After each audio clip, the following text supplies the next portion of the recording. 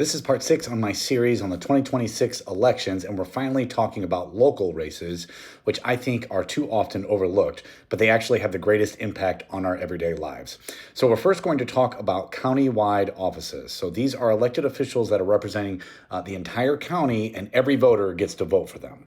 Now, in St. Joseph County, there are 5 countywide offices on the ballot in 2026. You have the auditor, the assessor, clerk, sheriff, and prosecutor. There are other countywide offices that are not on the ballot this year, like treasurer, recorder, surveyor, and circuit court and probate court judge. So those ones are not on there. The only ones that are on the ballot are auditor, assessor, clerk, sheriff, and prosecutor. Now, keep in mind, other counties actually get to elect their superior court judges, and those are also countywide. But thanks to legislation out of Indianapolis, there are only 2 counties that do not get to vote for those judges.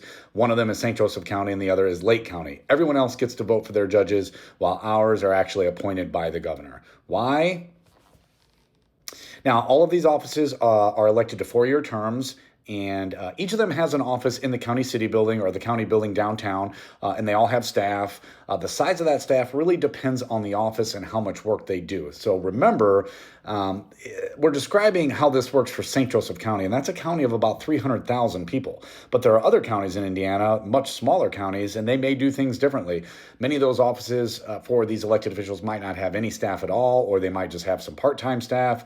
And instead of like an elected official who's expected to be present and working 40 hours per week in the office, like we have here in St. Joseph County, in other counties, the county treasurer might be part-time. They might just kind of stop by when they can, put in a few hours here or there. It really is just dictated by the size and needs of your county.